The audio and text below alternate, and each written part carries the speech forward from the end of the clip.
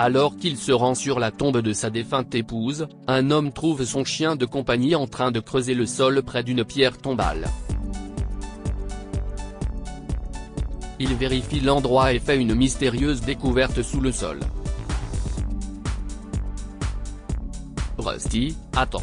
Rusty, viens ici. Johnny courait après son chien en sifflotant.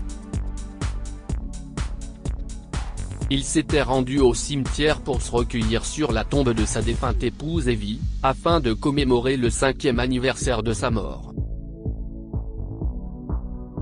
Le décès d'Evie semblait être survenu hier et hantait toujours Johnny.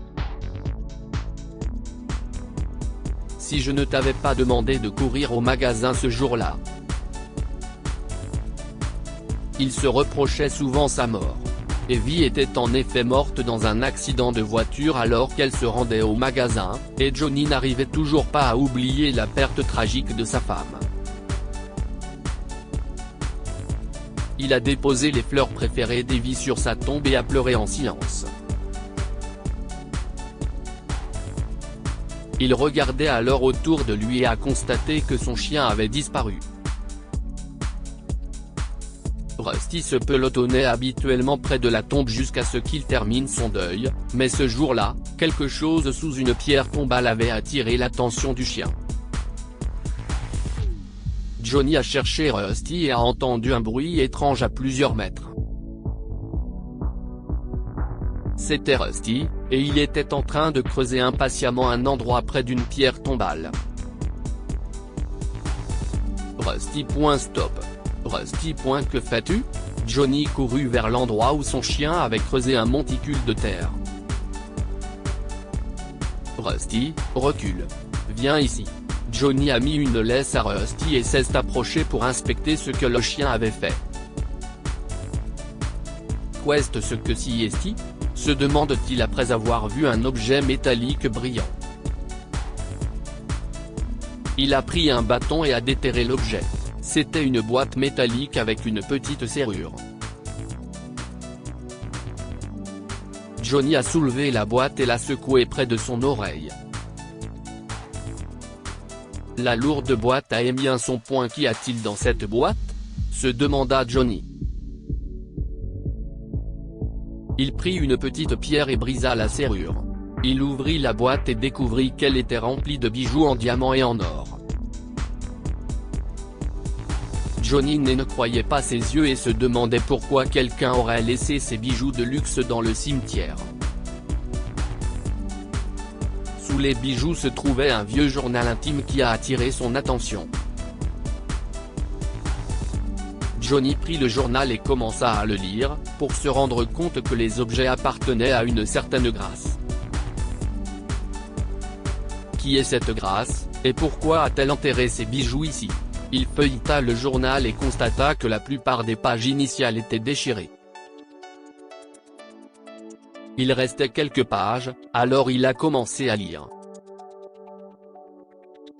Ma fille a promis de s'occuper de moi après la mort de mon mari Thatcher. Je l'ai cru et j'ai emménagé avec elle dans sa maison. Les premiers mois ont été parfaits. Je ne me doutais de rien. Mais lorsque je lui ai fait part de mon intention de revenir dans ma maison, elle m'a dit qu'elle l'avait vendue. J'ai été choqué. Je me souviens que ma fille m'a demandé de signer des papiers pour ma pension.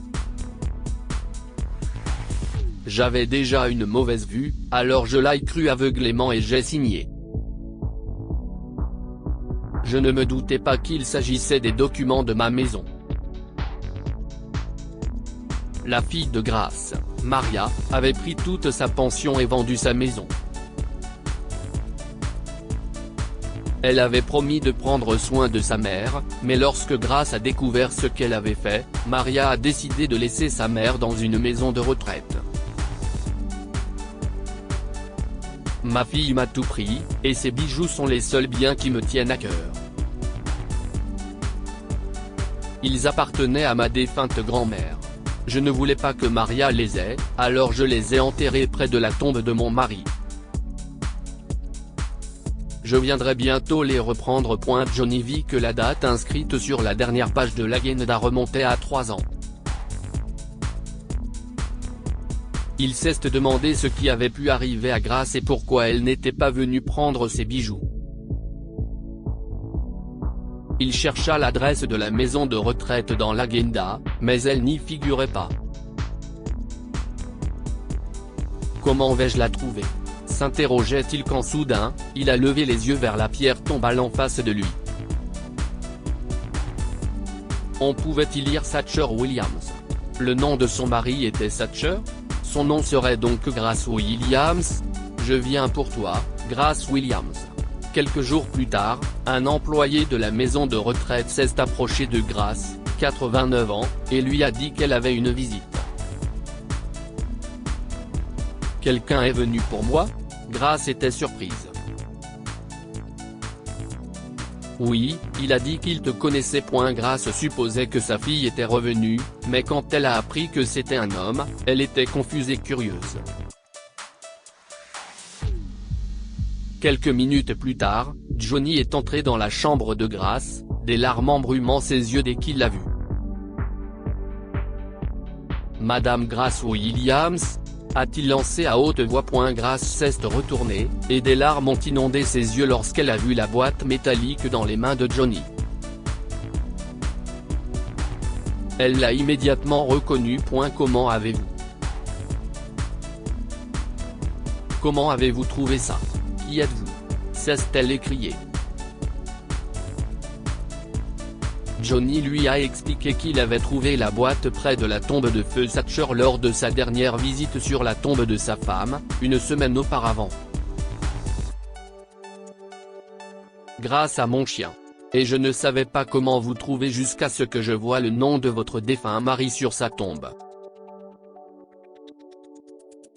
J'ai deviné que vous pouviez vous appeler Grace Williams et je vous ai cherché dans toutes les maisons de retraite de la ville.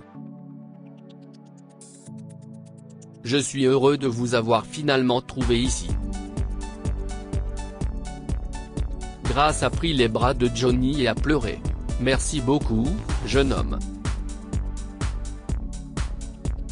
Vous n'avez pas idée de ce que vous avez fait.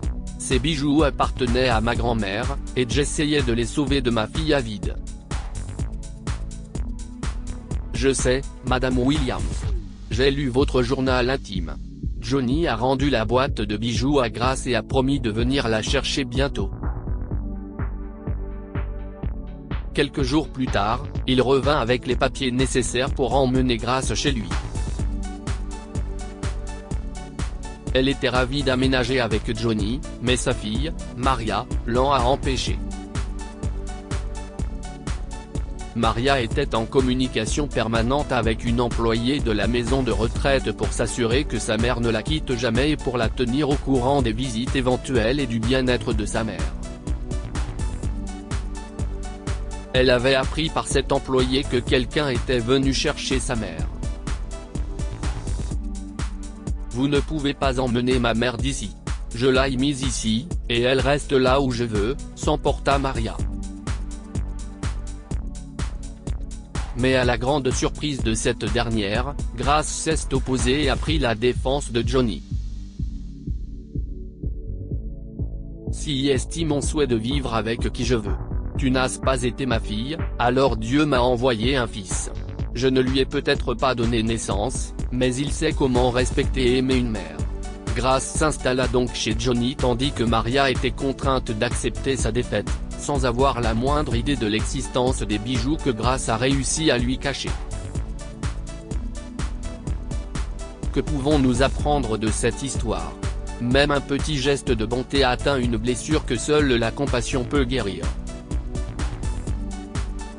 Lorsque Johnny a trouvé les bijoux enfouis de Grace et son journal intime, il s'est lancé dans une mission pour la retrouver et les lui rendre. Sa prévenance et sa gentillesse ont redonné à Grace sa foi en l'amour. La cupidité rend une personne, sans cœur, et une proie facile pour la déception et l'échec. Maria a escroqué la pension de sa mère et a même vendu sa maison. Elle a ensuite abandonné sa mère dans une maison de retraite, perdant ainsi son amour à cause de son avidité pour l'argent. Partagez cette histoire avec vos amis. Elle pourrait égayer leur journée et les inspirer.